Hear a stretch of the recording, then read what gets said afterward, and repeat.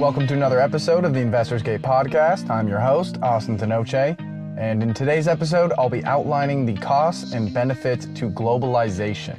Most people alive today, perhaps even all people alive today, have only seen a trend towards a more globalized economy, but many countries are beginning to rethink that as a viable strategy. And while there are legitimate reasons to rethink that, it won't be without consequences, and that's what I want to dive into today. So without further delay, let's get into it.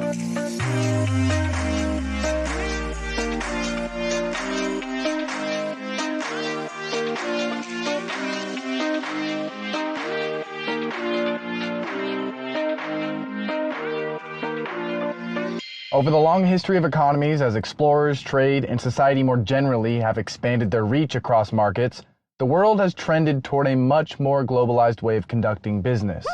Isolationism, or a nationalistic approach to an economy, can have its strategic advantages, but every neighboring nation and even distant country is another market that can appeal to consumers by offering something new or simply something familiar at a better price. Given these kinds of advantages associated with an interconnected global market, globalization has been increasingly selected for over time. The market gravitates towards cheaper prices, and the global market can provide that. Nice. And as if this natural force of economics produced through free and open trade wasn't enough, the technological advancements that have helped streamline trading, like better ships and planes, or more complex and efficient supply chains, coupled with the rise of affluent countries slamming the gas pedal on demand, have only exacerbated that trend. Yet the world has recently found itself at a very interesting crossroad that could signal the peak of globalization is, in fact, behind us, and we're reversing course back to a less interconnected global economy. The reasons for this can be explained through many of the negative consequences of globalization, as well as many recent events.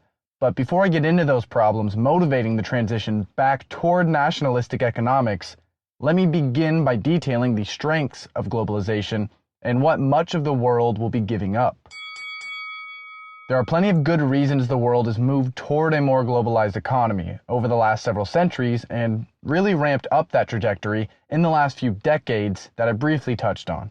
For one, it is markets and market participants acknowledging and taking advantage of nations that can make certain goods more efficiently and cheaply than others. In a globalized economy, one nation's cheap labor or superior manufacturing can be to the benefit of every nation through trade, which is incredibly disinflationary. Sourcing all of one's goods from the areas of the world in which they are made cheapest, naturally, leads to lower prices across the globe, especially in the United States because of the dollar's strength. And even if domestic products are the same price as foreign ones, the quality of those foreign products can still far exceed that of the domestic ones, which gives more value for the same price. So it's essentially the same as selling a cheaper product. In either case, consumers are benefiting. Yeah, baby! This is because free and open markets, by opening channels to cheaper alternative markets and creating more competition, put a strong downward pressure on prices. Whether it's through wider availability of cheaper labor, better workers, more advanced technology, or any other reason, globalizing markets is a money saver. Another key advantage of globalization is in sourcing commodities from places with more abundant and readily accessible supplies. Every nation needs certain commodities to properly function, and while many nations have all the commodities they need within their borders, few have large enough supplies or the ability to extract and distribute those supplies as cheaply as other nations. A country like Saudi Arabia, for example, can produce and sell oil for much less than other nations with smaller or more logistically challenging domestic supplies. And this too is disinflationary.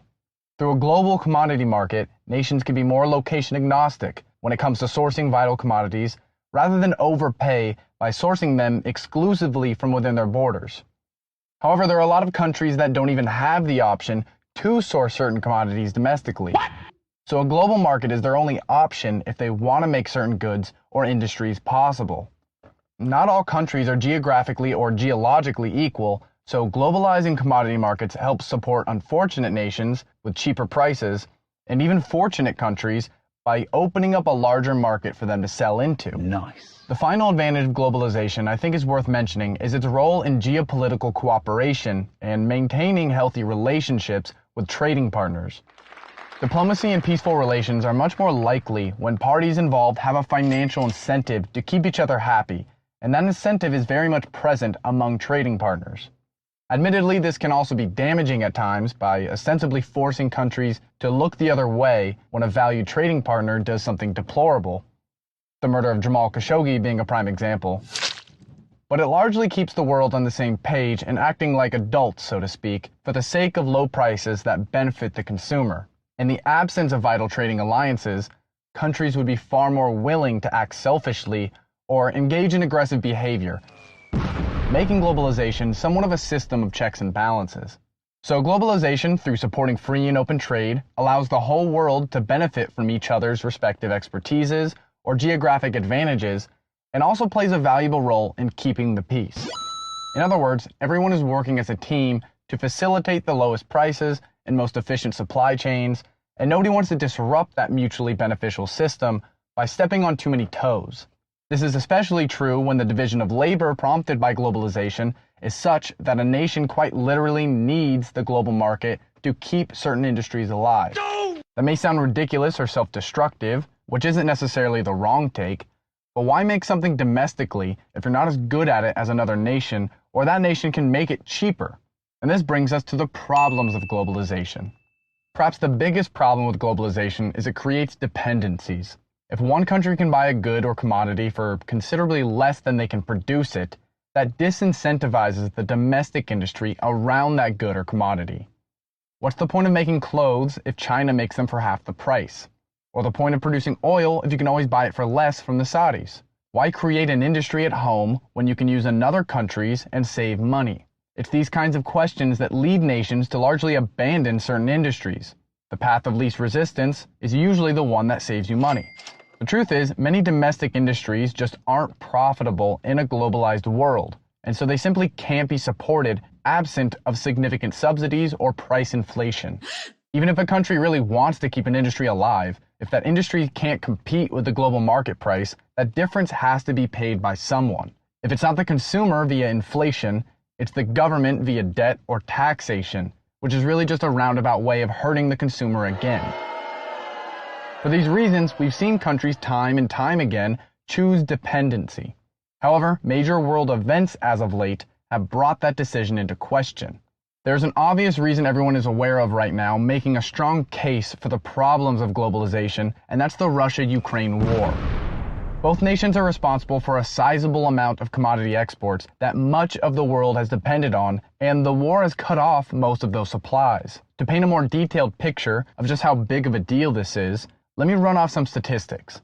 Russia and Ukraine account for about 30% of global wheat exports.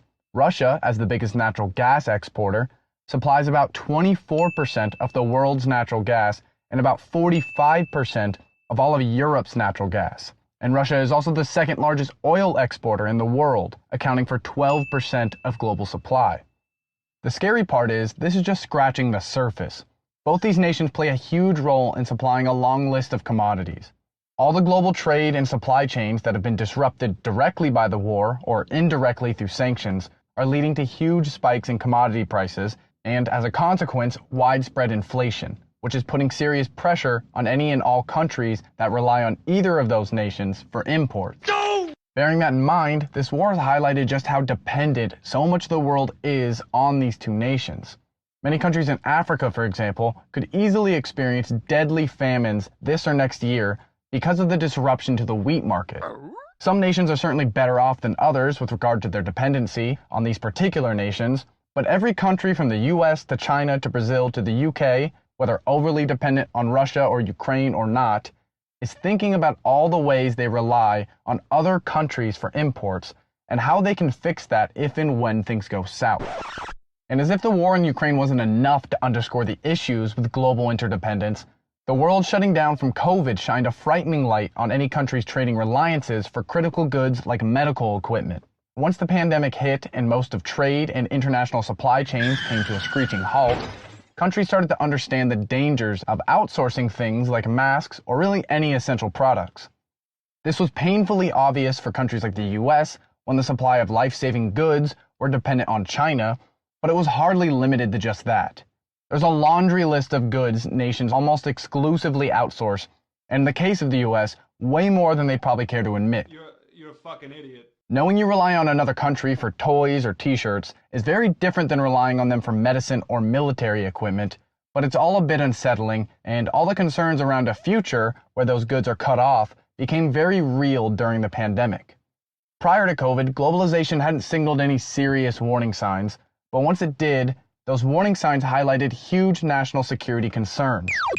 Concerns that will only become more pressing if the world continues to fragment and the stability of trading relationships becomes more uncertain. It's how countries will be forced to address these concerns that leads us to one of the main problems with departing from a globalized system.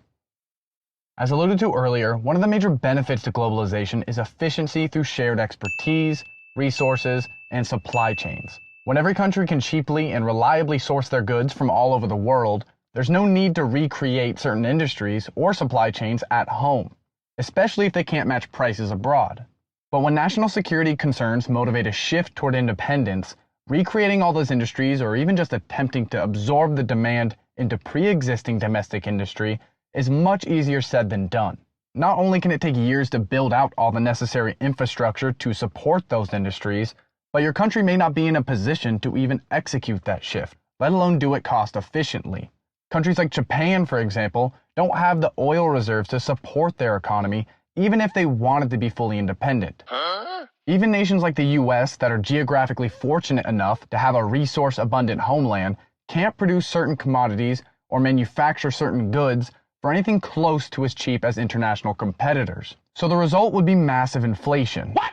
If globalization is deflationary, nationalism is inflationary, which is potentially not something most consumers could bear on top of the inflation we're experiencing already. That said, it may not be up for debate, as countries will have to duplicate industries and supply chains in the face of growing geopolitical headwinds. If geopolitical tensions continue to rise and countries, whether out of necessity or prudence, choose to duplicate supply chains and take the isolationist approach, this is probably just the beginning of the inflation to come. Any transition like this will be incredibly involved and probably not temporary by most people's standards. In the event some countries start this transition, it will probably lead to a piling in of other countries who dare not risk being the last nation beholden to foreigners for essential goods. There's no telling how much prices will rise, and the consequences will definitely not be evenly distributed. But considering how many goods say they're made in a country that isn't your own, it's likely to have a huge impact, even if the price differences are small, though I don't think they will be. Another scary element to this is weaning oneself off of foreign trade isn't some switch countries can flip overnight. That was easy. It's going to take years and probably a lot of investment to properly build out the infrastructure necessary to absorb all that demand previously met by foreign markets, and those costs will only add to the inflation problem. Countries who have built a culture around consumerism, the US, will be in for a rude awakening when all the goods they've become so accustomed to buying soar in price because they are now made domestically. No! Now, with all this talk about the problems of moving away from globalization, let's transition to highlighting the key advantages. Aside from promoting self-sufficiency and independence, which frees nations from conflicts of interest with trading partners and any leverage foreigners might have via a trading reliance, nationalism creates a more robust domestic economy. One of the main reasons places like the US have exported their manufacturing base and lost so many jobs is because labor arbitrage, made possible through globalization, is so profitable. But those lower prices have come at a serious cost to the US economy by hollowing out a large portion of its blue-collar workforce. Transitioning back to domestically focused production may be more expensive, but it will create more jobs and make countries more competitive in the long run. This is probably a necessity for the US if it wants to hold on to its position as the global world leader, because it's probably the only way it will be able to regain its trading edge and start offsetting its wildly lopsided balance of payments. It's hard to say if the costs associated with bringing every industry back home will be worth it, but it won't be for nothing, and countries can at least find satisfaction in a stronger, more sustainable domestic economy. Hopefully at this point, the costs and benefits to globalization are more clear, and understanding the calculus countries are having to make right now is a bit easier.